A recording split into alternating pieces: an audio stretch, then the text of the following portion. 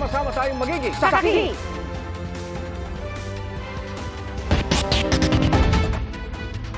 Bago sa saksi, mahigit 30 milyong pisong halaga ng hininalang shabu at cocaine ang nasabat sa Taguig. Ayon sa Southern Police District, kinumpiska ito mula sa isang high-value individual sa isang buy bust sa barangay Western Bikutan.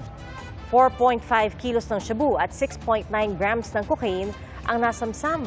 Maharap sa reklamong paglabag sa Comprehensive Dangerous Drugs Act ang suspect na wala pang pahiya. Mahigit 100 na ang napaulat na nasawi dahil sa bagyong Christine. 39 naman ang nawawala. At ngayong maraming lugar, ang baha pa rin nauungkat kung saan napunta ang pondo para sa mga flood control project ng gobyerno. Saksi, si Jonathan Andal. Matapos ang pananalasa ng bagyong Christine, bakas pa sa Batangas ang iniwang kalbaryo ng bagyo. Ang pamilya Danyo sa bayan ng Agoncillo halos buong araw nag-abang sa tabi ng Taal Lake. Nagbabaka sakaling makikita nila ang bangkay ng kanilang padre de pamilya na inanod sa baha. Para po kung may manong kahoy sa kanyang ulo, nagkabitaw sila. Basta mahalo kasi lumutang para malaman na parte mailagay na sa ayos. Hindi rin nakaligtas sa mga fish cage sa lawa, kaya mayroon na rin fish kill sa lugar. Medyo malansa yung amoy ng Taal Lake ngayon. Ang dami kasi mga naglutangan ng mga patay na isda tulad po nito. Mga patay na tilapia na nakawala doon sa mga cage na nasira dahil sa bagyo. Problema rin nila ngayon ang naputol na National Road. Dati po, lupa ito, konkreto ito, papunta doon sa kabilang side. Pero ngayon, nagmistulang ilog na, napasok na po ng tubig. Isolated ngayon ang mga barangay Banyaga, Bilibinwang at partially isolated naman ang Barigon. Batay sa unofficial count ng Batangas PNP, umakyat na sa 64 ang patay, habang 15 ang nawawala sa buong lalawigan. May 3,000 residente naman ang nasa evacuation center sa Agoncillo. Kailangan po namin ng pondo. Siyempre yung basic, bigas, ulam, tubig, at syempre po kailangan po natin ng financial assistance para sa kanila. Sa amin pong pagtatansya, mahigit po sa 1 bilyon ang nasira po sa amin. Sa ngayon, naghahanda na ang mga residente sa banta ng panibagong bagyong Leon. Si Pope Francis nag-alay ng panalangin para sa mga nasalanta ng bagyo. Nagpadala na rin ng tulong mula sa iba't ibang bansa gaya ng Amerika, Australia, Singapore at Malaysia. Naghayag din ng kahandaang tumulong ang UK, Japan, Germany at China. Lalo't marami pang lugar sa bansa ang sumisikap bumangon gaya ng Dagupan City na nasa state of calamity. Sa tala ng CDRRMO, 21 barangay ang binaha roon dahil sa storm surge. 10 naman ang binaha dahil sa ulan at high tide. Sa Tuguegarao City sa Cagayan, abot baywang pa rin ang baha. Kailangan namin dito, pati yung mga yung drainage ang kailangan. Pag wala, ito, maintain namin pa. Ilang araw, hindi mo wala yung tubig. Pinili naman ng ilang residente na manatili sa mga itinayong tent kasama ang kanilang mga gamit. Ang iba sa kanila takot na bumalik sa kanilang bahay dahil baka umapaw muli ang tubig sa ilog. Pinag-aaralan ngayon ng LGU kung isa sa ilalim sa state of calamity ang syudad. Parang 10+ million sa agricultural. And then sa livelihood, malamang mas madami dahil ang daming 4 days na walang pasok. Ngayong maraming baha pa rin dahil sa bagyong Christine, muling naungkat ang mga flood control project ng gobyerno.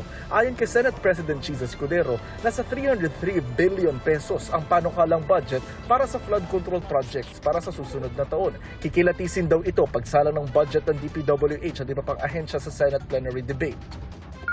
The flood control measures that have been implemented over the years would not have expected yung pagbuhos ng ulan in less than 24 hours that could have been distributed in 3 months' time or 4 months' time. Ibubuhos niya and at one point in time. Ayon naman kay Mahar Lagmay ng Project NOAA, dapat daw pag-aralan ang nature-based solution. Maglagay ka ng forest cover na makapal para hindi putik yung bumababa. Para mas less erosion, less siltation, pag mas maraming puno, mas ma-absorb niya yung tubig. Kung gagawing makitid yung river, pati mga floodplains, kailangan pinipreserve yun. Para sa GMA Integrated News, ako si Jonathan Andal, ang inyong saksi. Sa unang pagharap niya sa pagdinig ng Senado tungkol sa war on drugs, maring itinanggi ni dating Pangulong Rodrigo Duterte na may utos siya sa mga pulis na patayin ang mga drug suspect sa kampanya kontra droga. Pero pag-amin ni Duterte, may binunga siyang death squad sa Davao. Saksi, si Rafi Tima. I can make the confession now if you want. Meron akong death squad. Pero hindi yung mga pulis. Sila rin yung mga gangster. Yung isang Mr. Chair. gangster, utusan ko. Patayin mo yan, kaya kung hindi mo patayin yan, patayin kita ngayon. Ito ang pag-amin ni dating Pangulong Rodrigo Duterte tungkol sa Davao Death Squad nang humarap siya sa Senate Blue Ribbon Committee na nag-iimbestiga kaugnay ng kanyang giyera kontra droga. Nabanggit nyo, may sarili kayo ngayong tinayo na hit squad. Is that what you're trying to tell us? Para hindi po kami nalilito po. I mean, can we be very clear? Hindi naman Sa death salitang ano po ito? Salitang diretso. Opo. Hindi naman death squad.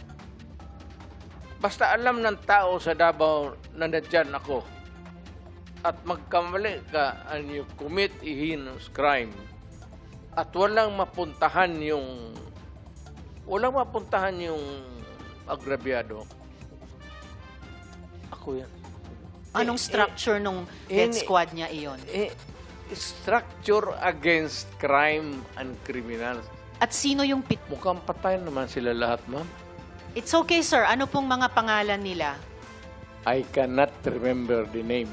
I am 73 years old. Hindi ko nga alam kung bakit nandito ako kaharap mo. May rewards po ba yung 7 taong iyon kapag nakakapatay sila? Ay, hindi, ma'am. Mayayaman yung mga... Maraming gago na mayayaman sa Davao. Hindi Ano mo pong kaya- connection ng mayayaman sa Davao? Gusto dun sa pumatay miyembro ng ng mga death kriminal. squad?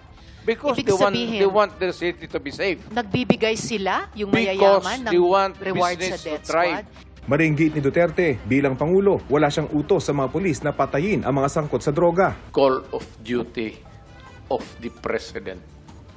Ako yun. Kasi ako yung presidente sa panahon ko. At hindi ako nagkulang, Mr. Senator. Nag-warning ako lahat narinig ng Pilipina. Huminto kayo sa droga. Bitawan ninyo, drop it. Kasi magkakaproblema talaga tayo. May patayan. But it was not a state-sponsored killing. Pero sabi ni Duterte, ipinayo niya sa mga pulis na himukin ng mga kriminal na manlaban. Sabay turo sa mga dating police generals na dumalo bilang anyay death squad. Lahat itong sa right side ko, dumaan ito ng Chief of Police Director. Puro commander ng death squad yan. Si Senator De La Rosa. Death squad rin yan. Because they were police directors handling the controlling crimes in the city. So pag sinabi mong death squad, it's a very loose term. I mind very much me being associated with the DDS because during that time when I was the city director of Davao, it was really a problem for us, especially the unsolved killings. I think he's just joking, sir. Wala po talaga yan yung sasabihin na you kill him, you kill... Wala pong ganun, sir. So it's just a matter of taking things on your hand. Joke talaga yung sinabi niya. And in fact, binawi naman niya afterwards. Sinabi niya na hindi kasama ang pulis sa death squad. Kanina sinabi nyo na in-encourage nyo ang PNP na i-encourage yung suspect na lumaban para mapatay, para masabing nanlaban. Correct. Correct. Para Ito to sa very ma-minimize. incorrect. Correct, yes. At kung pabalikin ako, sir, gagawain ko uli yan. Dublado. Nakaharap din ni Duterte sa pagdinig si dating Senadora Laila de Lima. Isang upuan lang ang pagitan ng dalawa. Sa harap ni de Lima at ng mga kaanak ng mga namatay sa ilalim ng Duterte drug war, sinabi ni Duterte na hindi siya magsusori bagaman inaako niya ang responsibilidad sa kampanya. Do not question my policies because I offer no apologies, no excuses. I did what I had to do And whether you believe it or not, I did it for my country. For all of its successes and shortcomings, I alone take full legal responsibility. Ako ang managot. At ako ang makulong. Huwag yung pulis na sumunod sa order ko. Kawawa naman, nagtatrabaho lang. He was inducing, encouraging the killings. And it cannot just be purely rhetoric. Kasi sinunod yung mga binanggit niya. Sinunod yung kanyang mga sinasabi na kailangang patayin ng mga yan. Manlanlaban man o hindi. Sobrang dami naman ata niyan para sabihin lamang na nanlaban lahat. We don't even have the death penalty. There is no honor in punishment like tokhang. It should not be an honor to be called the Punisher when thousands of innocent people, including babies, have died in your name. Hindi kailanman ipagmamalaki ng mga Pilipino ang war on drugs na yan. Nasa pagdinig din ang ilang kaanak ng mga napatay sa drug war, kabilang ang tiyuhin ni Kian de los Santos, ang 17 anyos na estudyanteng binaril at pinatay ng mga pulis sa Caloocan dahil nanlaban umano noong 2017. Napatunayan kalaunan na walang baril at hindi nanlaban si Kian sa mga pulis. Uminit naman ang diskusyon ng direktang tanungin ng dating Pangulo kung tinatanggap niya ang buong responsibilidad sa pagkamatay ni Kian at ilan pang napatay sa war on drugs. Nagbunga yung polisiya. I take full responsibility. Yes, for and that. what about yung bunga ng polisiya na libo-libong namatay kasama si Kian de los Santos? Do you also take full responsibility for that, Mr. No. Chair? No. How about Ala- si Carl Alam mo, Anthony ma'am, Nunez? before you rumble on those many things. No, I'm not rambling, Mr. Chair. Very specific yung mga tanong Hindi, ko. specific ang law. Guilt is personal. Tanong ka muna ng abogado. Okay lang po. Kayang-kaya kong magtanong sa abogado. Sige, Tanong ka itanong muna ko ngayon po. before we proceed. No. Hindi tayo I magkakaintindihan have prepared dito. these questions with my Guilt legislative is staff. personal. Yes, it's very personal. Hindi So, mo pwedeng ipasa sa iba yan. no, hindi po ito pagpasa. Ah, Iniimbestiga kaya nga. po ng Blue Ribbon yung war on drugs at yung naging bunga na extrajudicial killings dyan. Now, let me ask you about Carl Anthony Nunez. Do you take responsibility for his death? Hindi mo nakuha yung yung policy ng presidente. Nakuha ko po, policy I maker was din po talking ako. about the policy. I take full responsibility yung sinabi ko na war on drugs. You said, Pero sir, kung you can hold magpasok me ka responsible ng for any death. specific crime, Yes, sir. You spoke hindi about pwede yan. you spoke about At specific saka, crimes. kung sabihin ko, I will take full responsibility, magdating tayo sa korte, hindi naman tatanggapin yan. Well, Mr. Chair, and if the resource person could keep his volume and pitch to a normal trying level. to pin me down on Mr. Chair, you are pinned down by your own statements you of cannot. October. You have to no, pin no, me Mr. down Chair. I'm not trying to pin you lawfully. down The on exchanges air. are no longer productive. Mr. The hearing Chair. is Do not suspended. pin me down on semantics. Naungkat din ang ibinunyag ni retired Colonel Ruina Garma na meron umanong reward system sa mga pulis nang ipatupad ang drug war. Dumalo rin sa pagdinig si dating Mandaluyong Police Chief, Colonel Hector Grijaldo. Sabi niya, inutusan siya ng House Squad Committee na i-confirm ang sinasabing reward system. Kung Dan Fernandez put the paper he was holding on the table and told me, ito ang sasabihin mong statement na ito. Ito ang supplemental affidavit ni Colonel Garma. Sabihin mo, alam mo ang reward system.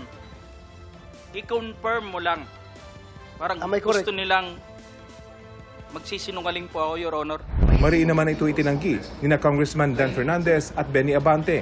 Tinawag na kasinungalingan ni Fernandez ang pahayag ni Grijaldo. Ayon kay Fernandez, pinatawag si Grijaldo dahil ayon umano kay Garma ay kaya niyang suportahan ang kanyang pahayag tungkol sa reward system. Pero di naman daw pinili si Grijaldo nang sabihin niyang wala siyang alam tungkol dito. Pagdidiscredit umano sa komite ang mga pahayag laban sa kanila. Sabi naman ni Abante, wala siyang pinilit na pumirma sa anumang affidavit kapalit ang posibilidad ng promotion. Sa pagdinig ng Senado, pinabulaanan din ni Ermina Espino alias Muking ang aligasyon ni Garma na noong Assistant Secretary sa Presidential Management Staff si Espino ay siya ang naglalabas ng pondo para sa pabuya. Itinanggi rin ng ilang dating naging PNP chief sa Duterte administration, kabilang si Senador Bato de la Rosa na nagkaroon umano ng briefing sa pagitan nila at ni dating Colonel Edelberto Leonardo tungkol sa drug situation ng bansa bago sila maging hepe ng pulisya. Para sa GMA Integrated News, ako si Rafi Tima, ang inyong saksi. Mahigit 6,000 na nasawi sa mga operasyon kontra droga mula July 1, 2016 hanggang May 31, 2022. Batay po yan sa datos ng Philippine Drug Enforcement Agency o PDEA. At sa mga kaso ito, madalas na depensa ng mga pulis at iba pang law enforcement personnel na nanlaban umano ang mga drug suspect kaya napatay.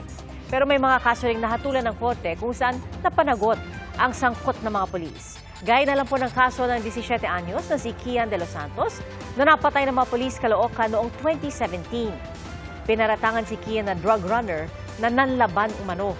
Pero sa desisyon ng Caloocan Regional Trial Court Branch 125 noong 2018, hinatulang guilty ang 3 pulis sa kasong pagpatay kay Kian. At sa kaso naman ng 19 anyos na si Carl Angelo Arnaiz at 14 anyos na si Reynaldo Culot de Guzman, 2 pulis ang sinampahan ng reklamo at isa po sa kanila ang namatay habang nakakulong. Ang isa pa, nahatulang guilty sa mga kasong torture and planting of evidence noong 2022 at murder noong 2023. At noong 2024, na-convict ng Caloocan Regional Trial Court ang 4 na pulis sa kasong homicide dahil sa pagkakapatay sa mag-amang Luis at Gabriel Bonifacio sa isang drug buy bust noong September 2016.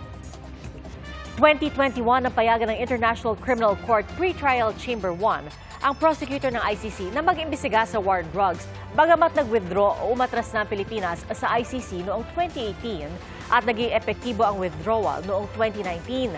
Pero nauna nang sinabi ni Pangulong Bongbong Marcos at ng iba pang opisyal ng kanyang administrasyon na hindi kinikilala ng Pilipinas ang jurisdiksyon ng ICC.